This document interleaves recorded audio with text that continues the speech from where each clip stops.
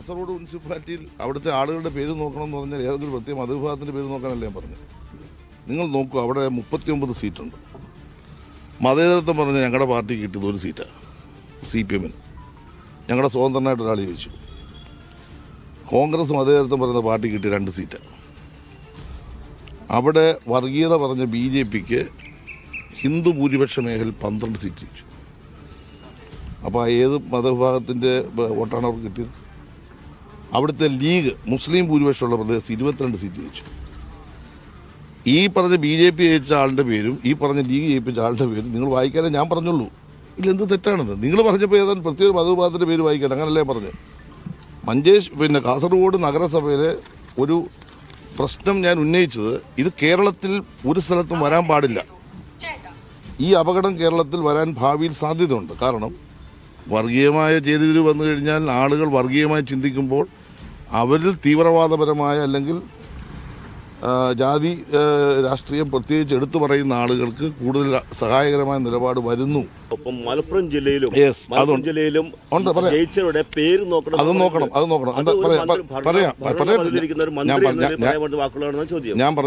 ഞാൻ പറഞ്ഞത് എന്താ, മലപ്പുറം ജില്ലാ പഞ്ചായത്തിൽ മതേതരത്വം പറഞ്ഞ CPM-ന്റെ ഒറ്റാളി ജയിച്ചു. അതായത് മുസ്ലിം ജനവിഭാഗത്തിൽ നിന്ന് CPM-ൽ മത്സരിച്ച പൊന്നാനി പോലും ഞങ്ങൾ തോറ്റു. അല്ല, ഞാൻ പറഞ്ഞതല്ല, ഞാൻ ജില്ലാ പഞ്ചായത്തിൻ്റെ കാര്യം പറഞ്ഞു. ഞാൻ പറഞ്ഞത് മതേതരത്വം പറയുന്ന ഞങ്ങൾക്ക് മലപ്പുറം ജില്ലാ പഞ്ചായത്തിൽ ഒരു സീറ്റും കിട്ടിയില്ലെന്നാണ് പറഞ്ഞത്.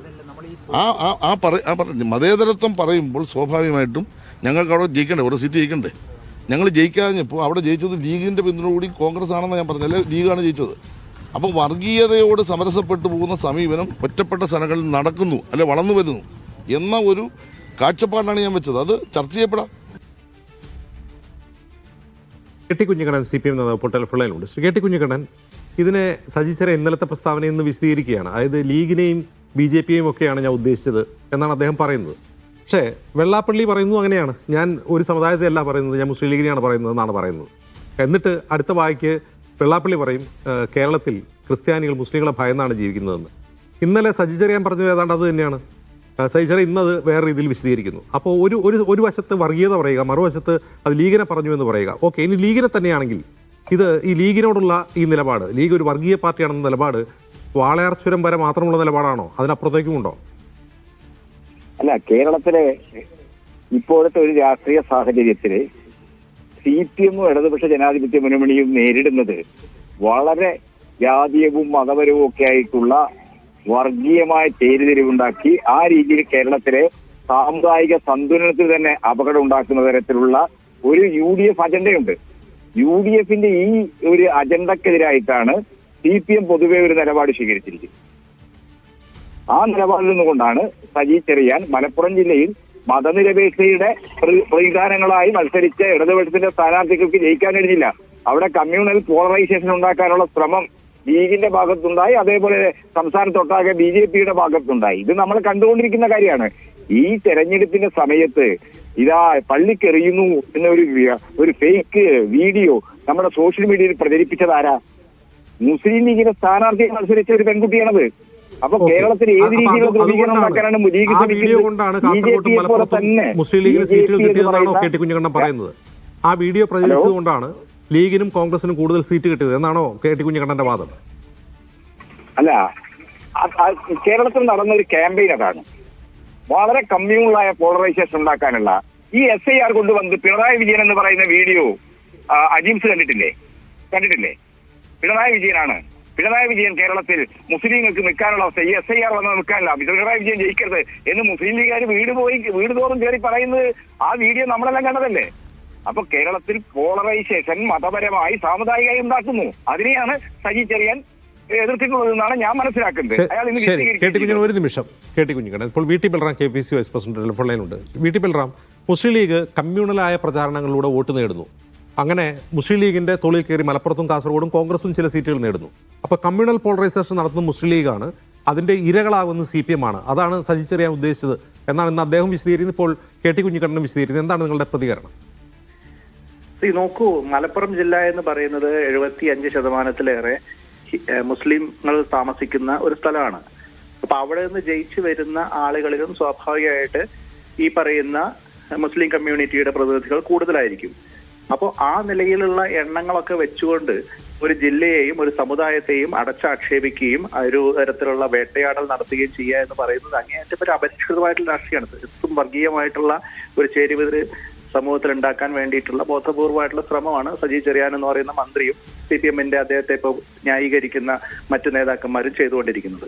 ഈ മലപ്പുറം ജില്ലയിൽ തന്നെ നിങ്ങൾ കാണും, മുസ്ലിം ലീഗ് ആ നിലയിൽ ഒരു ധ്രുവീകരണം അല്ലെങ്കിൽ മറ്റേതെങ്കിലും തരത്തിലുള്ള ഫേവറിറ്റിസമാണ് ആഗ്രഹിക്കുന്നത് എങ്കിൽ ഇപ്പൊ തെരഞ്ഞെടുപ്പിന് ശേഷം ജനങ്ങളുടെ വോട്ട് നേടുന്നതിനൊക്കെ ശേഷം അവർ മലപ്പുറം ജില്ലാ പഞ്ചായത്തിന്റെ വൈസ് പ്രസിഡന്റ് പദവിയിലേക്ക് കൊണ്ടുവന്നത് ആരെയാ? ഒരു പട്ടികജാതി വനിതയാണ്. അത് ജനറൽ വനിതയായി ഒരുപക്ഷെ വേണമെങ്കിൽ ഒരു മുസ്ലിം വനിതയ്ക്ക് കടന്നു വരാമായിരുന്നു. മുസ്ലിം ലീഗിൽ നിന്ന് സീനിയർ ആയിട്ടുള്ള നിരവധി വനിതകൾ ആ നിലയിൽ ജയിച്ചു വന്നിട്ടുണ്ട്. പക്ഷെ അവര് സ്നിജ എന്ന് പറയുന്ന ഒരു പട്ടികജാതി വനിതയെയാണ് മലപ്പുറം ജില്ലാ പഞ്ചായത്തിന്റെ വൈസ് പ്രസിഡന്റ് പദവിയിലേക്ക് ഉയർത്തിയിരിക്കുന്നത്. അപ്പോ അതൊരു വളരെ ബോധപൂർവമായിട്ടുള്ള തീരുമാനമാണ്. അങ്ങനെ ഏതെങ്കിലും തരത്തിലുള്ള ഒരു വർഗീയ ചേരിതിരിവോ അങ്ങനെ ആ നിലയിലുള്ള ലാഞ്ചന പോലും സമൂഹത്തിൽ ഉണ്ടാവരുത് എന്ന് കരുതിക്കൊണ്ടുള്ള ബോധപൂർവമായിട്ടുള്ള ഒരു ഇടപെടലായിട്ടാണ്, ഒരു പുരോഗമനപരമായിട്ടുള്ള തീരുമാനമായിട്ടാണ് നമ്മൾ അതിനെ നോക്കിക്കാണുന്നത്. അങ്ങനെ പുരോഗമനപരമായ ഇടപെടലിനെ കുറിച്ചുള്ള നിങ്ങൾ ഉദാഹരണം പറയുമ്പോൾ അവർ പറയുന്ന കുറേയധികം ഉദാഹരണങ്ങളുണ്ട്. CPM-ഉം LDF-ഉം. ഒന്ന് KM ഷാജിയുടെ മതമാണ് പ്രശ്നം എന്ന പ്രസംഗം, മറ്റൊന്ന് SAR കൊണ്ടുവന്ന് പിണറായി വിജയനാണ് എന്ന പ്രചാരണം, പള്ളി വിളിക്കാൻ പോകുന്ന എന്നൊരു യുവതി അലമുറയിടുന്ന വീഡിയോ, ഇതൊക്കെ അവരും ഉദാഹരണമായി കാണിക്കുന്നു. നോക്കൂ, KM ഷാജിയുടെ ആ പ്രസ്താവനയൊക്കെ സന്ദർഭത്തിൽ നിന്ന് അടർത്തി മാറ്റി വ്യാഖ്യാനിച്ചതാണ് എന്നുള്ളതാണ് ഞാൻ മനസ്സിലാക്കുന്നത്. അദ്ദേഹത്തിന്റെ ഒരു ഫുൾ ആ സ്പീച്ചിന്റെ മൊത്തം നെഗറ്റീവ് എന്തായിരുന്നു? മുസ്ലിം ലീഗ് മതത്തെക്കുറിച്ച് പറഞ്ഞു കഴിഞ്ഞാൽ അതിനെ വർഗീയമായി മറ്റുള്ള ആളുകൾ ചിത്രീകരിക്കുന്നു. അതുകൊണ്ട് മുസ്ലിങ്ങളുടെ ന്യായമായിട്ടുള്ള അവകാശങ്ങൾക്ക് വേണ്ടി വാദിക്കാൻ പലർക്കും കഴിയാതെ പോകുന്നു. അതിന്റെ പേരിൽ മുസ്ലിം ലീഗ് പുറകോട്ട് പോകാൻ പാടില്ല. മുസ്ലിങ്ങളുടെ പ്രശ്നം ശക്തമായിട്ട് ഉയർത്താൻ രാഷ്ട്രീയമായിട്ടും ധാർമ്മികമായിട്ടും എല്ലാ നിലയ്ക്കും അവകാശമുള്ള, ഭരണഘടനാപരമായിട്ട് അവകാശമുള്ള രാഷ്ട്രീയ പ്രസ്ഥാനം എന്ന നിലയിൽ തന്നെ അവർ പ്രവർത്തിക്കണം എന്നുള്ളതാണ് ശ്രീ KM ഷാജി പറയുന്നത്. അപ്പൊ അതിലേതെങ്കിലും തരത്തിൽ തെറ്റുണ്ടെന്ന് തോന്നില്ല. ആ വാക്കുകൾ മാത്രം അടർത്തിയെടുത്ത് വേറെ രീതിയിൽ വ്യാഖ്യാനിച്ചാൽ ഒരുപക്ഷെ അങ്ങനെ തെറ്റിദ്ധാരണ ആളുകൾക്ക് തോന്നുമെങ്കിൽ പോലും അതങ്ങനെയല്ല ആ കോണ്ടെക്സ്റ്റിൽ അദ്ദേഹം പറഞ്ഞത് എന്ന് തന്നെയാണ് ഞാൻ പറയുന്നത്. കാരണം ഓരോ രാഷ്ട്രീയ പാർട്ടികൾക്കും അടിസ്ഥാനപരമായിട്ടുള്ള അസ്തിത്വമുണ്ട്. ഇപ്പം CPM-നെ പോലുള്ളൊരു പാർട്ടി തൊഴിലാളി വർഗത്തെ കുറിച്ച് സംസാരിക്കുമ്പോൾ അതിന്റെ അർത്ഥം എന്ന് പറയുന്നത് തൊഴിലാളി വർഗത്തിന്റെ താല്പര്യങ്ങൾക്ക് വേണ്ടി സംസാരിക്കാനും അതിനുവേണ്ടി ഇടപെടാനുള്ള ഉത്തരവാദിത്തം അവർക്കുണ്ട് എന്നുള്ളതാണ്. എന്ന് വെച്ച് ഇവിടുത്തെ മുതലാളിമാരെ മുഴുവൻ റഷ്യയിലും മറ്റുള്ള സ്ഥലങ്ങളിലൊക്കെ ചെയ്തതുപോലെ അവരെ മുഴുവൻ ഇല്ലായ്മ ചെയ്യുക എന്നുള്ളത് CPM-ന്റെ നയമായിട്ട് നമ്മൾ ആരും കാണുന്നില്ലല്ലോ. ഓരോ ജനവിഭാഗത്തിന്റെയും അടിസ്ഥാന ഒരു നിലപാടുകളുണ്ടല്ലോ, അല്ലെങ്കിൽ ഓരോ രാഷ്ട്രീയ പാർട്ടിയുടെ അടിസ്ഥാനപരമായിട്ടുള്ള ചില നിലപാടുകളുണ്ടല്ലോ. അത് പറയുന്നതിൽ നിന്ന് ഭയന്ന് പിന്നോട്ട് പോരുത്. മറ്റുള്ളവർ എന്ത് കരുതും എന്ന് കരുതിക്കൊണ്ട് നമ്മുടെ ന്യായമായിട്ടുള്ള അവകാശങ്ങൾക്ക് വേണ്ടിയിട്ടുള്ള പോരാട്ടങ്ങൾ നിർത്തിവെക്കരുത് എന്നുള്ളതാണ് KM ഷാജി പറഞ്ഞതായിട്ട് ഞാൻ മനസ്സിലാക്കുന്നത്. അതിനെ പക്ഷേ ഏതെങ്കിലും തരത്തിൽ വാക്കുകൾ മാത്രം അടർത്തിയെടുത്ത് വ്യാഖ്യാനിച്ചാൽ പലതരത്തിലുള്ള ദുർവ്യാഖ്യാനങ്ങൾക്ക്. ഒറ്റ കാര്യം കൂടി ചോദിച്ചോട്ടെ. ഇപ്പോൾ CPM നേതാക്കൾ തന്നെ വെള്ളാപ്പള്ളി നടേശന് പിന്നാലെ ഇറങ്ങുകയാണ്. അപ്പോൾ വെള്ളാപ്പള്ളി നടേശൻ ഈ കാര്യത്തിൽ ഒരു തരത്തിലുള്ള റിമോഴ്സും ഇല്ല. അദ്ദേഹം പറയുന്നു ഞാൻ പറഞ്ഞതൊന്നും തിരുത്തുന്നില്ല എന്ന് അദ്ദേഹം പറയുന്നുണ്ട്. പക്ഷേ വെള്ളാപ്പള്ളിയെ വിമർശിക്കുന്ന VD സതീശൻ എന്തുകൊണ്ടാണ് കോൺഗ്രസിൽ നിന്ന് തന്നെ പിന്തുണ കിട്ടാത്തത്? ഇന്നലെ KPC അധ്യക്ഷൻ സണ്ണി ജോസഫ് പോലും മൗനം പാലിക്കുകയാണ്. ഇന്ന് രമേശ് ചെന്നിത്തല പറയുന്നു സമുദായ നേതാക്കളെയും മതനേതാക്കളുമായും രമ്യതയിൽ പോകണം എന്ന് പറയുന്നു. അപ്പോൾ വർഗീയത പറയുന്നവരുമായി രമ്യതയിൽ പോകണം എന്ന നിലപാടാണോ കോൺഗ്രസിനുള്ളത്? അങ്ങനെ അല്ലല്ലോ അതിനെ വ്യാഖ്യാനിക്കേണ്ടത്. ഒരു ഓരോ സമുദായ സംഘടനാ നേതാക്കന്മാരുമായിട്ട് 1-to-1 ഏറ്റുമുട്ടലുകൾ അത് നിരന്തരമായി അടുത്ത ഇലക്ഷൻ വരെ കൊണ്ടുപോകണം എന്നുള്ള അഭിപ്രായം VD സതീശനും ഇല്ല, കോൺഗ്രസിലെ ഒരു നേതാവിനും ഇല്ല, ഞങ്ങൾക്ക് ആർക്കും ഇല്ല.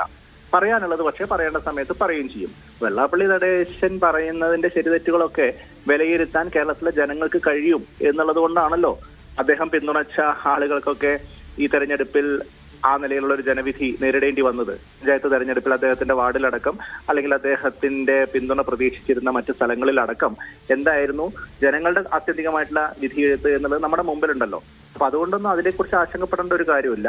അതൊക്കെ അതിന്റെ വഴിക്ക് നടക്കും. പക്ഷെ എന്ന് വെച്ച് വെള്ളാപ്പള്ളി നടേശനുമായിട്ട് ദിവസവും രാവിലെ എണീറ്റ് കൊമ്പ് കോർക്കുക എന്നുള്ളതല്ലല്ലോ UDF-ന്റെ ഇപ്പോഴത്തെ ഒരു പ്രധാനപ്പെട്ട പ്രയോറിറ്റി ആയിട്ട് മാറേണ്ടത്. ഞങ്ങൾക്ക് ജനങ്ങളുമായി ബന്ധപ്പെട്ട നിരവധി കാര്യങ്ങൾ ജനങ്ങളുമായിട്ട് സംസാരിക്കാനുണ്ട്. സർക്കാരുമായി ബന്ധപ്പെട്ട നിരവധിയായിട്ടുള്ള വിമർശനങ്ങളുണ്ട്. കഴിഞ്ഞ കുറെ കാലങ്ങളായിട്ട് ഞങ്ങൾ ഉയർത്തിപ്പിടിക്കുന്ന ജനകീയമായിട്ടുള്ള പ്രശ്നങ്ങളുണ്ട്. അതൊക്കെ കൂടുതൽ സജീവമായിട്ട് ഉയർത്തുക എന്നുള്ള ആ ഫോക്കസിൽ നിന്ന് മാറരുത് എന്നുള്ള അർത്ഥത്തിൽ മാത്രമാണ് കോൺഗ്രസിലെ മറ്റു നേതാക്കന്മാർ ഒരുപക്ഷെ അഭിപ്രായം പറഞ്ഞിട്ടുണ്ടാവുക എന്നാണ് ഞാൻ കരുതുന്നത്. നന്ദി ശ്രീ VT ബൽറാം ഈ വാർത്തയോട് പ്രതികരിച്ച്. വീണ്ടും സേഫ് സൈൻ ലാബിലേക്ക്